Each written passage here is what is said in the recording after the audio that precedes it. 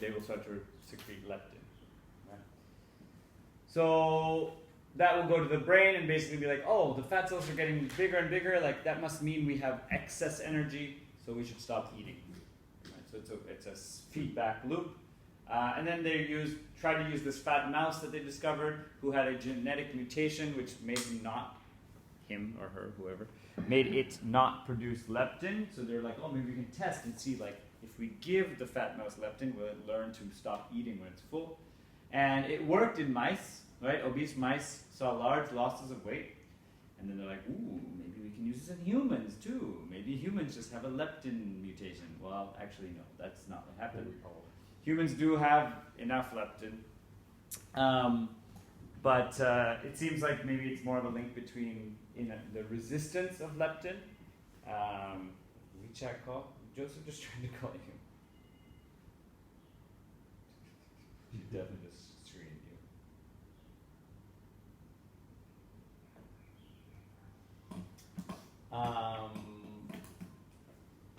Yeah, and so it didn't work. See, she picked up for me.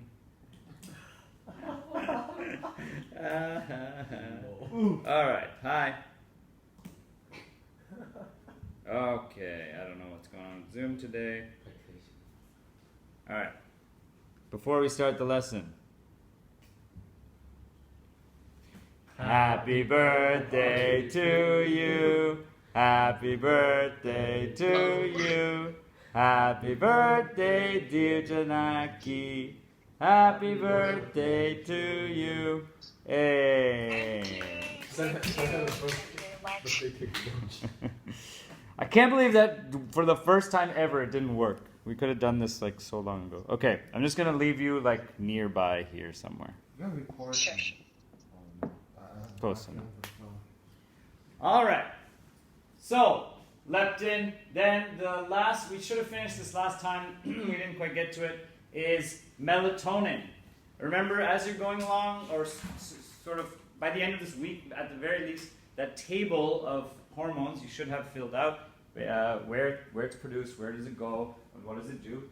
So melatonin is the last sort of new hormone, and it's produced by the pineal gland, which we find in the brain. Okay, and it's produced in darkness. What do I mean by darkness? It means that when there are changes in light, okay? Let me explain differently. The role that melatonin has is a role in sleepiness, okay? So naturally, your body has a rhythm, a pattern called the circadian rhythm. Right here, circadian rhythm. That is your day-night cycle. Okay, it's how you know when it's daytime and how you know that it's nighttime and like sleepy time. So you have this natural cycle that develops, you know, after you're no longer a baby who just wakes up all the time. And it allows you to function, you know, in a 24-hour cycle. What role does melatonin play? Well, melatonin is released in response to changes in light, basically like changes in light from the sun. So as the sun starts to set and becomes in that dusk area, right, where it's slightly getting darker, your body will start to release melatonin, and what it does is it makes you sort of drowsy, right? It starts to make you sleepy. Basically what it's saying is, oh, the light is going away, it's time to sleep soon. That's what melatonin is doing, okay? So mainly synchronizing circadian rhythms, meaning controlling your day-night cycle, sleep timing, and regulation. Now, one of the big places where we see melatonin come into effect is jet lag. Okay, jet lag meaning, remember a long time ago when we used to be able to fly places? Like, you guys remember traveling? Remember traveling? Oh, I get go you. on like this thing. Yeah, it was like this, like a car with wings. Like a bird? Like a bird, yeah, kind of like a bird, but it was metal. Yeah. Oh, cool. But the wings kind of flat. Yeah, right. It was. And they have like real loud like. And then they have like circular inside. I think it was called. Servants. Yes. Whoa. Was it called air car? Air car? Airbus. Airbus. Green. So Airbus is actually that company that makes them, right? I know. Their company. Nobody uses Airbus. I think do they even exist anymore? No. They They use do. Boeing. No, Airbus Boeing. is a They're Manufacturer. inferior to Boeing. Boeing. Yeah. Yeah. Anyway, I think Airbus doesn't exist anymore. I think they went out under. Anyway, doesn't matter. Yeah. So if you're traveling across time zones, right? One of the big problems, especially if you go across many time zones, is jet lag, because your body thinks that you're back from where you are, and like when it's day in your destination, it feels like night, and you have a hard time adjusting. Because although your body responds to like differences in light, your pineal gland is like not processed. It's like scheduled. It has this rhythm, right? So it takes a little while for it to change out of its pattern and adjust to the new rhythm. What you can do is you can actually take melatonin. You can buy melatonin at the pharmacy. It's not like a prescription. You can just get it over the counter, like with other things. So what people will try to do is, if let's say you're only going for a little while and you don't want to like completely switch to that time zone and then switch all the way back over, you take melatonin at the time wherever you are, around the time that it's nighttime, right? Because your body's not going to produce melatonin at the right time when you arrive there instantly. So you can just take it. So you take a pill of melatonin, and then you start hopefully feeling drowsy at the nighttime time. Now I've tried to do this once or twice, like coming back from summer or whatever, to try and not have a week of jet lag, which is miserable. I didn't find that it really worked that well. I don't know. Get off sleep. It's just like I just still was up in the middle of the night or falling asleep in the afternoon. Like it just didn't. I didn't find that it changed much. I still went through at least a week of adjusting. Really? Yeah. if melatonin is a. I never experienced jet lag. Shouldn't it like take a Even long though time for us to Not like, having feel asleep? Which is why, so it starts releasing when that light change is detected, right? So as the sun starts to set, that's around when it starts. Oh. But then it also doesn't. It basically works right in the brain as well. It's secreted from the pineal and targets the pituitary, so it doesn't have far to go. Oh. And then other things will happen. So then the pituitary will be triggered to do like various other like physiological This is changes. when you sleep on the bus. Yeah. Yeah. And it's also why they say it's like most dangerous time for driving is at dusk. Like as that sun just starts to set, like in between the setting sun and nighttime, it's the most dangerous time, not only because the light is hard, but it's like your body is Time to drink caffeine. producing melatonin. My IA. Okay. Then we're on to the next section here. So this is where I would have liked to start today, but that's fine. We're going to move into the sort of reproduction part. Remember, this is hormones, homeostasis, and reproduction all together. So we're going to talk a bit about sex determination. Okay? And when we say sex determination, it's not about being determined for sex. Okay, that's a different thing. That's a joke, people. What? Haha, so funny. That's a joke. 10 out of 10. Come on. Yo, Come on. yesterday Mr. Ross was like, Yellowstone for you yellow people. Oh yeah. I got it here. The sex determination is how the human body is in its development becomes either male sex or female sex. And now, of course, we should address that when discussing a topic such as this, we should be sensitive to gender. What do you call gender categorization? So I'm not going to say that. I'm not going to say that like boys and girls, right, or males and females, in terms of like this is what makes you a boy. But we were mainly referring to the sexual organs, right, the reproductive organs. So what we're saying is here's what genetically happens to form male structures, and here's what happens to form female structures. That doesn't mean that someone is male or female, right? We know that it's another conversation, non-biology related, but it is something that we want to be sensitive to, right? Just because you have male genitalia doesn't necessarily mean you are male or are a boy or whatever it is that you identify as. So we want to let's be international minded and open minded to all of these things. So we'll use the term sex, right, in terms of male and female sex, and we'll always refer to the reproductive organs in this case. So first, what is this thing called? This like image of all these not chromosomes. These are all these chromosomes together in this picture, arranged in their partners. What's that? That thing has a name. Gene. No. A pool. No. Starts with K. Chromosome. No. I was thinking about like a cereal brand. No one remembers? This is called a karyotype. No. I've heard it before. I'm sure you've heard it. No. It's not on the test I've ever heard. Okay, anyway, karyotype is when you take all of a person's, or any animal, I guess, chromosomes, and you match them up with their homologous pair. So in humans, of course, we have 23 pairs. So each one of these is a pairing, right? So in this human karyotype, we would say they are, quote unquote, they're normal human because they have the correct number of chromosomes, not that something that isn't is incorrect.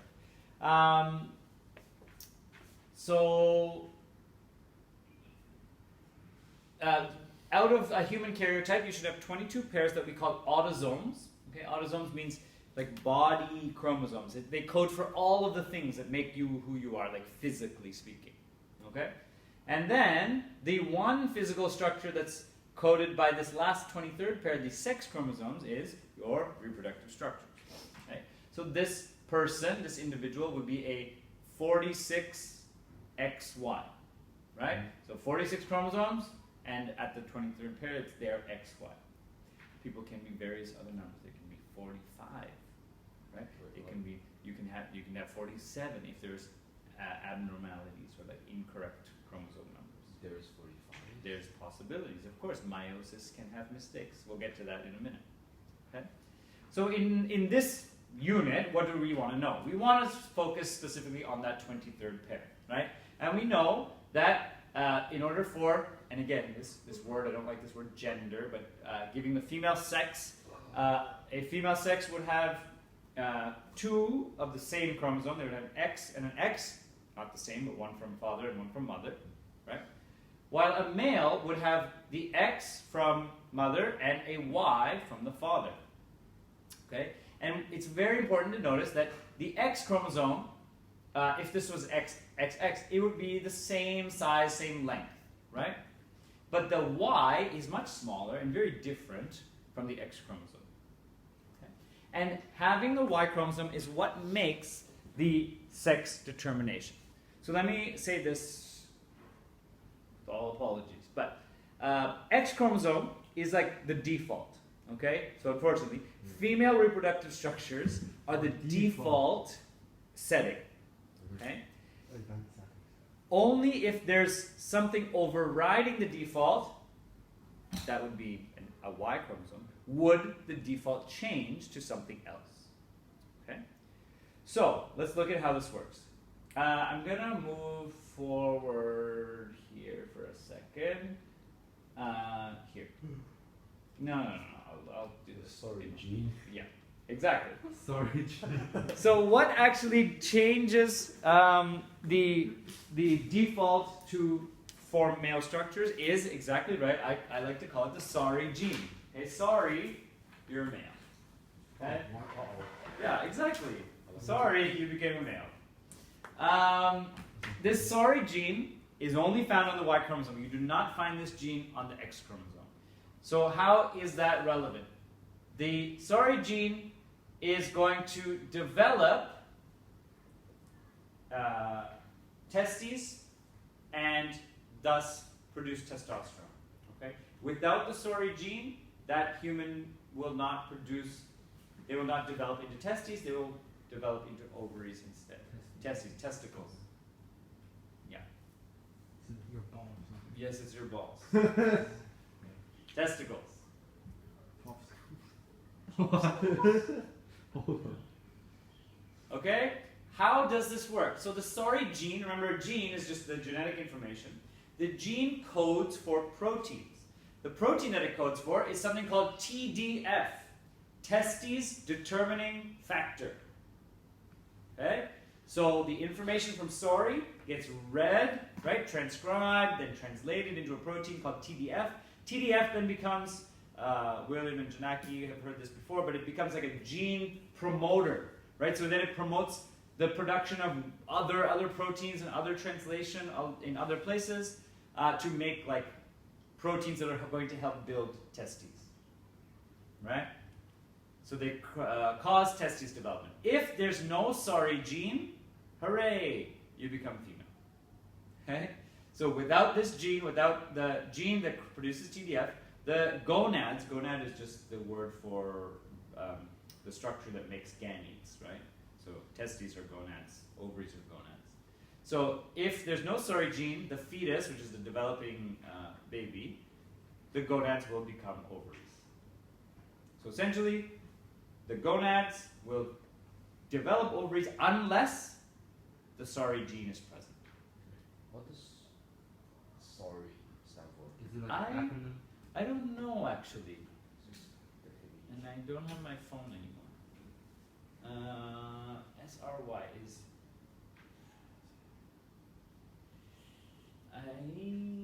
I would be guessing. Someone wants to look it up. Right. Cool. What do you mean? Every class is always me. I'm still coughing my nose. Can you chill? Okay, so that is your default mode. Is to be female. If there's a sorry gene present, it will change those structures towards becoming male structure. What's a gonad? I literally just. Oh, I mean that gene promoted that. Wait, no. No, gonad is just reproductive. Wait, is it? Oh, reproductive system. But specifically the part that makes the gamete. So either the testis or the ovary. Those are gonads. Oh, sounds sex weird. determining region Y. Boom. Sex determining region Y. Why? Why? Okay. Why? That. I want to see. Yeah, it's at the top. So you didn't. I don't know if you noticed, but in these two pictures, it's been shown in the wrong place. This is correct, but here they've moved the box for some reason. That's not right. It's at the top. Right? It's at the top. It's in the short end. Sorry. Sorry. Sorry. Oh, crap. You should be right here. Sorry. Cool. Where's the trees? Okay. Then Lazy. what do the testes do? After the testes are developed, they will produce testosterone, right? The hormone. This goes back to the front table. So testosterone, okay, is produced by the testes. This hormone is going to be what continues to help produce the other parts of the male genitalia. So development of the penis and scrotum and further development of testes and so on. And this is very early in like the 8th to the 15th week of pregnancy. So this is like the first 2-3 months of fetal development. Then it kind of goes on pause. So testosterone is produced early to make the male structures. Then it's not really produced all that much until that individual hits puberty. Then it will start to be produced in higher quantities, which leads to all of the changes in puberty, right? So one is obviously gamete production, so sperm will start to be produced in testes in large quantity. This doesn't happen until puberty hits, and of course all that fun stuff that happens to you. Lol, height doesn't seem to be something I have. Well, yeah, the growth mindset, literally, literal growth mindset. I will grow. I haven't grown yet. Wow, you puberty.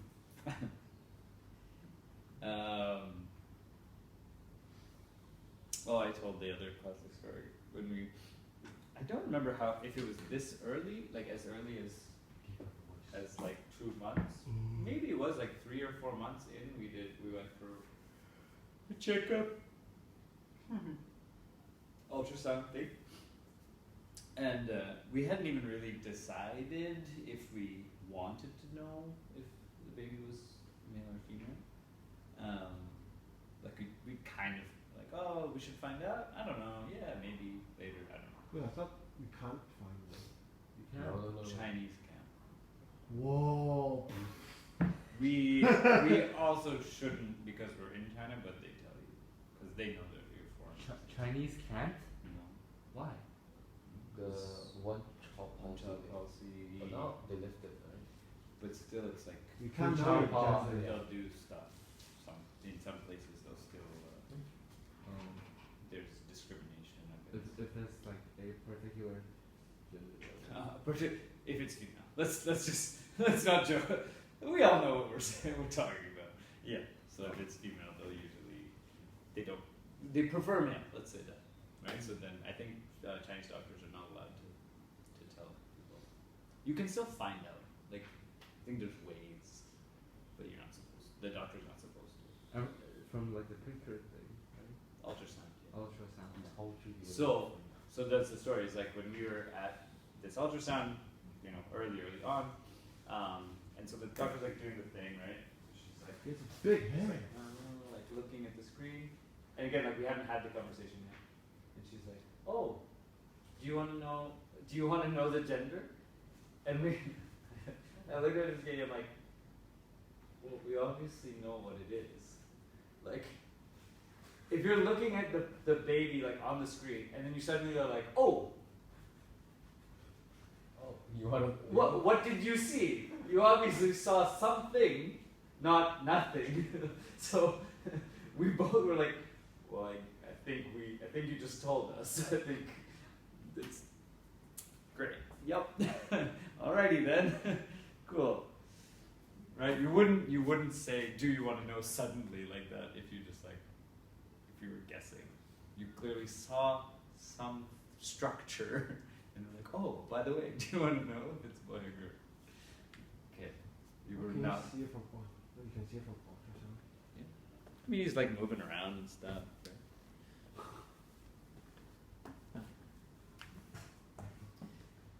That was pretty. Actually, it's funny that you said that. That you just asked about balls. Why is it in my pocket? That's someone's. Because every time when they would like do the ultrasound, they would always like think, oh, like fingers, like this is their hand, this is their whatever. Well, he has 6 fingers. No. And there was one chance that the doctor was like, oh, balls. Like, I think Scientific. you should probably learn the medical name for that. Balls. Balls. Balls. See if the Ball final scan. picture. Ball scan. It would have been funnier if it like came up because there's like labels because when they on the ultrasound they like put little like markers. What? No, they put like little markers like because they measure it Oh. on the screen and to like check if it's like Measure. normal size and everything. And most places it'll like there's like a little label, it's like femur or like head circumference. It would have been funny if we popped up balls. Pretty sure the real word was there. Anyway, moving on. Okay, this is more of like the long explanation of what happens. These slides are quite cool though. So this is what's showing the reproductive organs before they have differentiated. Meaning like this is like the point where it has to go either one way or the other. So the gonad is here. And you can see that like at this point, this could become a testicle or it could become an ovary, right? It could go either way. The only difference is the SARI gene there or not, right? So at first it will differentiate because the SARI gene will cause the changes and gene regulation in order to form these structures. We'll see another diagram later. And then once these structures are formed, then the testes sort of pause, don't produce testosterone for a bit, then it starts again in puberty, developing the primary characteristic, which is gametes. Secondary characteristics are the other stuff that happens to your body. Okay, in females, so there's no SRY gene because you're just X and X. So there's no sex determining region Y. Okay, it doesn't exist. So the gonads will develop into ovaries, and the ovaries will start to produce estrogen and progesterone later on in puberty. But there's also estrogen and progesterone present because you were all born from your mothers. You may have seen, I don't know if you clicked on it, but I sent a YouTube link last night because I was telling the other class about this terrible movie from way a long time ago. The link is still there. The movie's called Junior, and it's Arnold Schwarzenegger and Danny DeVito, and basically they do some weird experiment. It's like from the 90s, and Arnold Schwarzenegger becomes pregnant. Yeah, that's the movie. So the movie is Arnold Schwarzenegger, a pregnant man. It's terrible, but it exists. Well, it exists in real life. It's a real movie. Oh. The movie exists. Joseph's watching it right now. If we have time, I'll put it up later. Okay, so but anyway, so because you are developing in the mother's womb, you are exposed to your mother's estrogen and progesterone, right? So as a male, you are also exposed to those hormones, but the SORI gene and the production of TDF and subsequently the production of testosterone will sort of counteract the estrogen and progesterone that your mother's making. Meanwhile, in females, you don't have something to counter it, so mother's estrogen and progesterone is the only hormone available, so that leads down the path of determining, of differentiating into female structures. Okay? So that will cause female genitalia, and then at puberty, of course, the changes in puberty, right? Breast development, wider hips, etc., etc., etc. All the things that are like, evolutionarily speaking, preparing for childbearing, right? That's what the awesome changes of puberty. What is it getting you ready for? Having a child. Great. Public here? Oh. I wrote public here. What? Pubic, I wrote public. Oh. Oh yeah, me too.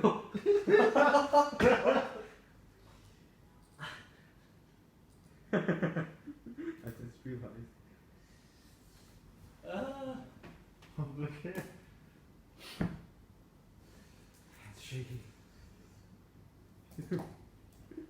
Public care. Public hair will be this. This hair is like available for you. Okay. Let me just see what's ahead here.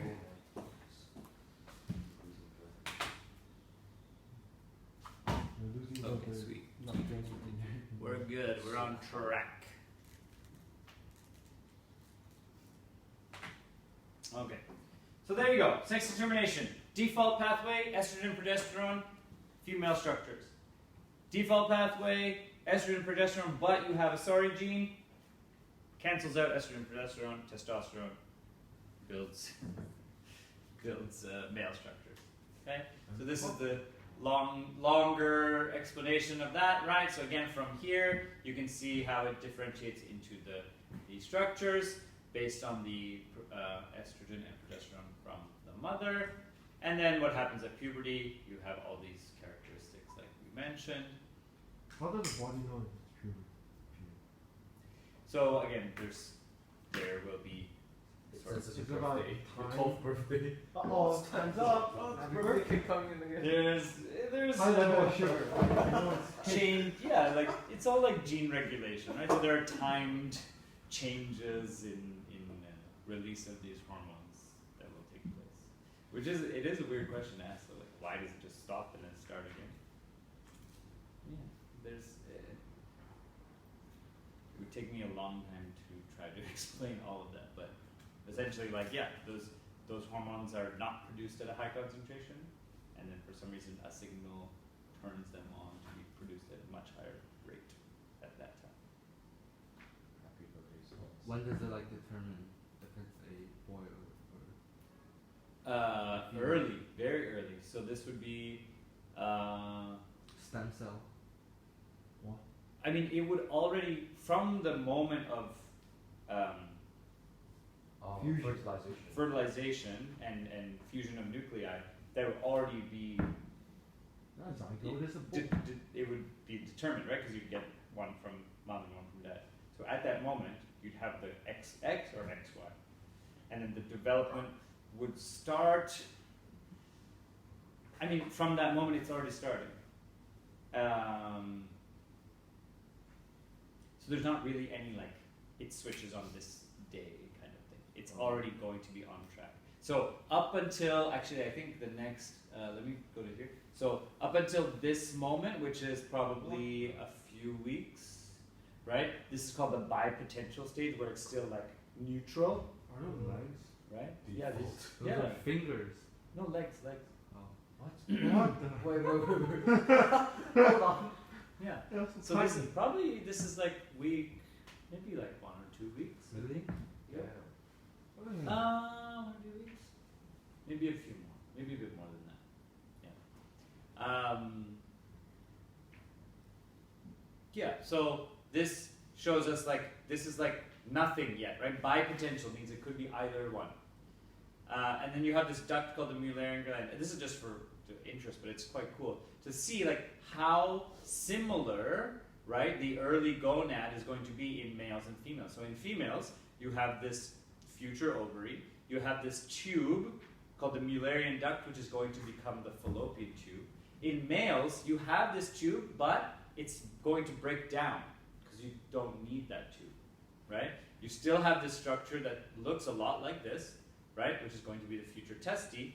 This tube stays intact because you need that sperm duct. And then all that happens is there's, again, like a whole lot of protein signals and things that happen based on TDF being present that are going to help this to drop down, right? So these need to drop downwards to become testes, whereas if they're ovaries, they stay up here.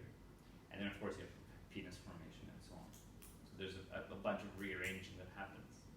But you can see, like, it's basically the same thing. One is just down and out, one is up and in.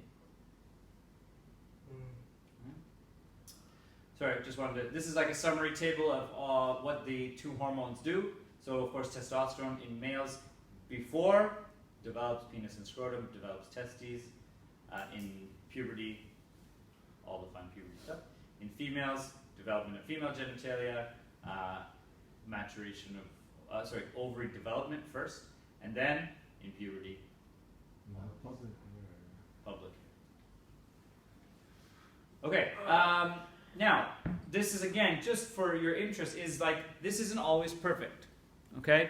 So, yes, I would say the odds are that an individual will have, you know, a correct sex chromosome pairing of XX or XY, but it is often, or it is also possible that because of an error in meiosis, right, that one of the gametes has a mistake.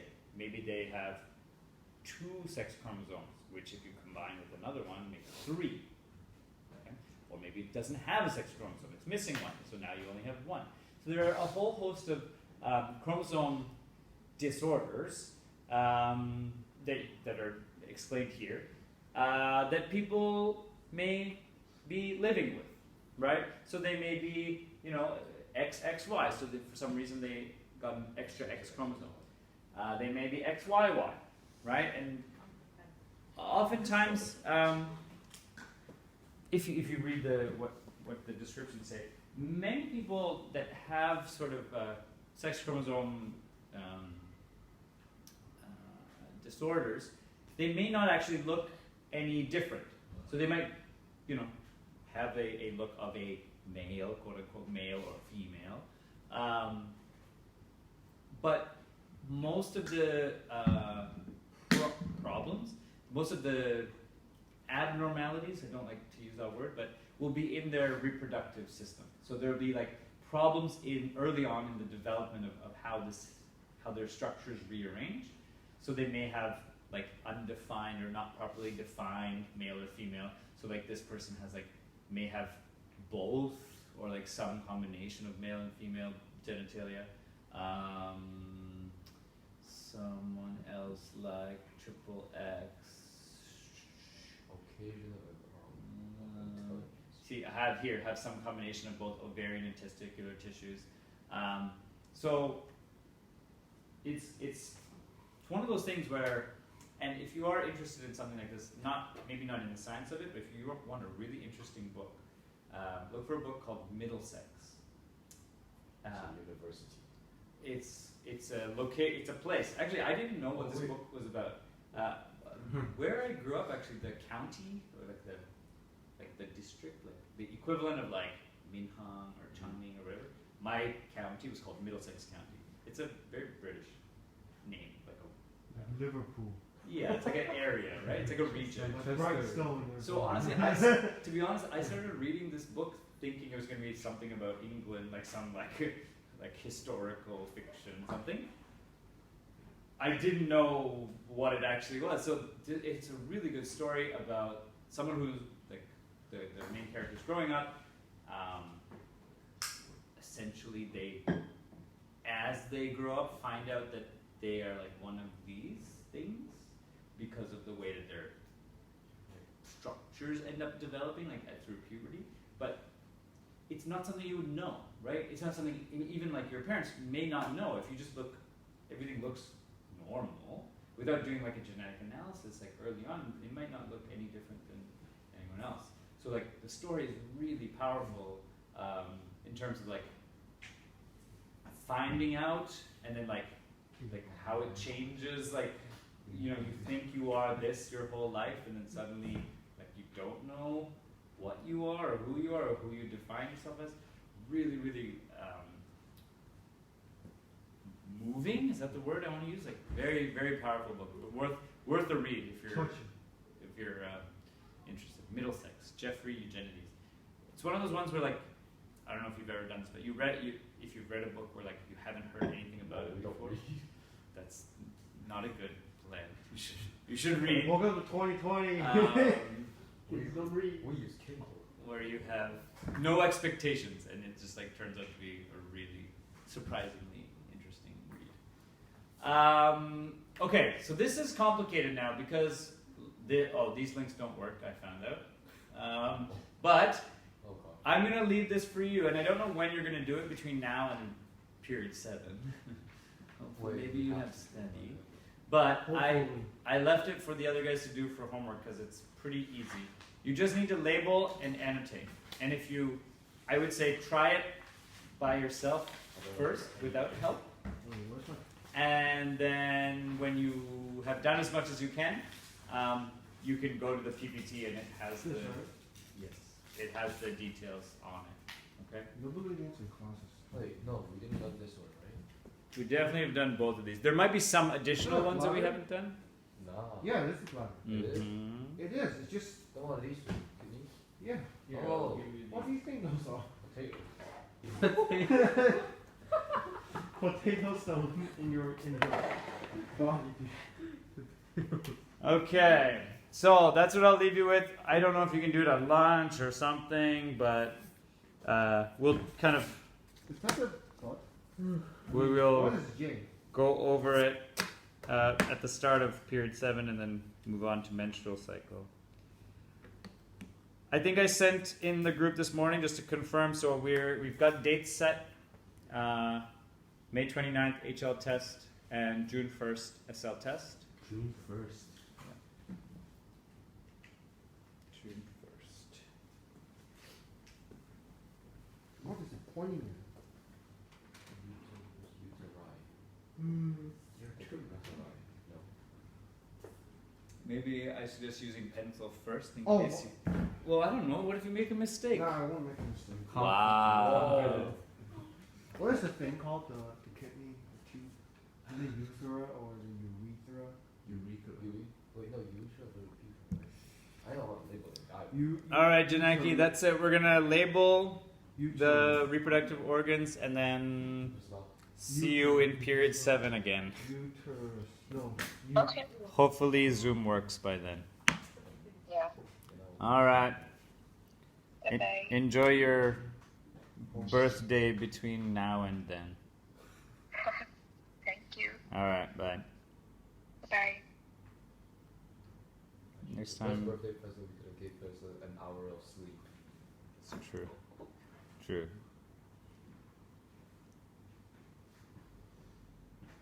That's a urethra.